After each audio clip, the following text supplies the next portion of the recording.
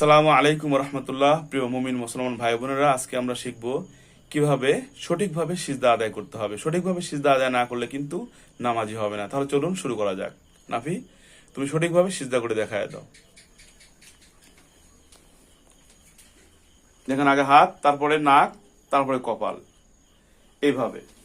আর সবচেয়ে গুরুত্বপূর্ণ বিষয় যেটা, সেটা হচ্ছে আমরা যেটা ভুল করে থাকি এবং আল্লাহর সবচেয়ে অপছন্দনীয় কাজ, এই যে কুনুই বলি আমরা, এই যে কুনুইটা, এই কুনুইটা কিন্তু অনেকে কি করে, এভাবে লাগায় দেয় মাটির সঙ্গে, এই যেভাবে মাটির সঙ্গে বিছায় দেয়।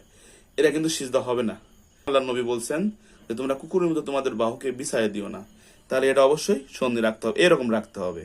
এটা কিন্তু খুবই গুরুত্বপূর্ণ। এবং আরেকটা জিনিস হচ্ছে, যেখানে এই যে পেটের সঙ্গে, যে এখানে যে পায়ের সঙ্গে যে পেট কিন্তু মিলাইয়া দেওয়া যাবে না।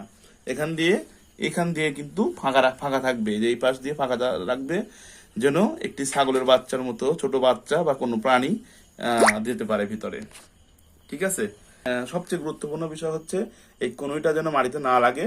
এটা যেন এখানে এই কবজি থেকে যেন এটা এই পর্যন্ত, কনুই পর্যন্ত সন্নি থাকে। এটা জাস্ট এই যে হাতটা এখানে থাকবে, এই পর্যন্ত মাটিতে থাকবে। আর এটা উঁচু থাকবে, এটা খেয়াল রাখবে। এবং এখানে ফাঁকা থাকতে হবে, যেন এই পায়ের সঙ্গে যেন পেট না লেগে যায়। দেখা তো অনেকে আছে এরকম করে, এইরকম করে, হ্যাঁ, এরকম করে আইটি সাইটি এরকম করে কিন্তু সিধা দেয়। এরকম সিধা কিন্তু হবে না। ঠিক আছে, দেখি আরেকটু শুনি করে, অনেকে এরকম করে এই যে হাত লাগায় দিয়ে এখানে ফাঁকা থাকে না, এরকম করে দেয়। এরকম সিধা কিন্তু কখনোই হবে না। সিধা এটা খেয়াল রাখতে হবে। হ্যাঁ, আমাদেরকে অবশ্যই এটা খেয়াল রাখতে হবে যেন সিজদাতে এইটা সন্নি থাকে এবং এখানে মাঝখান দিয়ে ফাঁকা থাকে। এই যে মাঝখান দিয়ে যেন একটা ফাঁকা থাকে, এটা খেয়াল রাখতে হবে। আর একটা জিনিস হচ্ছে পাও। ঠিক আছে, পা কিন্তু আমরা অনেক সময় যে এরকম করে দিই পিছনের দিক থেকে, এরকম হবে না কিন্তু। পা থাকবে এই যে সুন্দর, পায়ের আঙ্গুলগুলো পশ্চিম দিকে থাকবে। দেখুন, এই যে নাভি পাকা করে পশ্চিম দিকে দিয়েছে পায়ের আঙ্গুল। এই পায়ের আঙ্গুলগুলো কিন্তু দুইটা পাও এরকম ভাবে সুন্দরভাবে থাকতে হবে। ঠিক আছে। আর একটা বিষয় হচ্ছে আমরা ভুল করি, সেটা হলো হাত। দেখি, একটু শূন্য হোক। এই যে হাত দুইটা রাখছি আমরা, এই যে হাত দুইটা, এই যে দুইটা আঙ্গুল, হাত দুইটা স্বাভাবিকভাবে থাকবে এরকম, স্বাভাবিকভাবে থাকবে।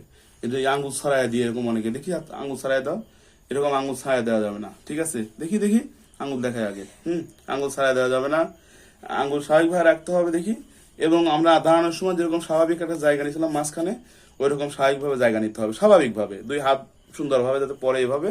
এবং এই যে দুইটা আঙ্গুল আছে, এই দুইটা আঙ্গুলের ঠিক এই মাঝ বরাবর নাক দিতে হবে। প্রথমে নাক দাও, নাক শোয়ার পরে এরপরে কপাল যাবে।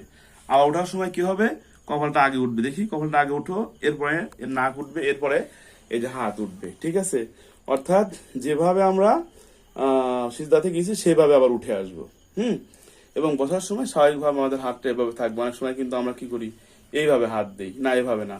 স্বাভাবিক অনেকে আছে এখানে হাত দেয় না, ঠিক সুন্দরভাবে এই উপরে, হাঁটুর উপরে এভাবে হাত দিয়ে রাখতে হবে। ঠিক আছে। এবং আমাদের নর্মালি আমাদের নজর থাকতে হবে হচ্ছে সিজদার স্থানে, যেখানে আমরা সিজদা দেব, ঠিক এই জায়গায়। ঠিক আছে। আর যখন আমরা রুকু করব, তখন কিন্তু আমাদের দূর পায়ের মাঝখানে আমাদের নজরটা থাকতে হবে, এটা খেয়াল রাখতে হবে। তাহলে আশা করা যায় যে কিভাবে আমরা সিজদা দেব এবং সিজদার সময় আমাদের বডিটা কিভাবে থাকবে সেটা আমরা বুঝতে পেরেছি। তো আগামী পর্বে আমরা আবার দেখাবো যে কিভাবে প্রথম রাকাত শেষ করে উঠে যেতে হবে। উঠে যাওয়ারও একটা নিয়ম আছে, কিন্তু আমরা অনেকেই সেটা ভুল করে থাকি। তো আমরা আগামী পর্বে সেটা দেখবো। ততক্ষণ সবাই ভালো থাকবেন। আসসালামু আলাইকুম ওয়া রাহমাতুল্লাহ। আসসালামু আলাইকুম ওয়া রাহমাতুল্লাহি ওয়া বারাকাতুহু।